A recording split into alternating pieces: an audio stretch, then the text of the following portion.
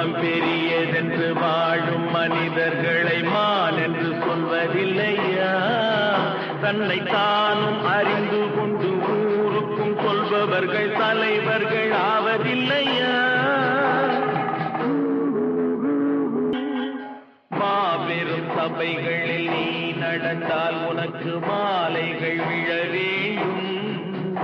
ஒரு மாற்று குறையாத மன்னவன் இவன் என்று போற்றி புகழ வேண்டும்.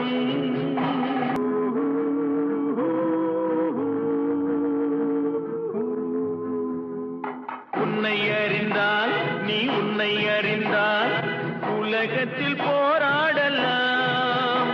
உயர்ந்தாலும் தாழ்ந்தாலும் தலை வணங்காமல் நீ வாழலாம்.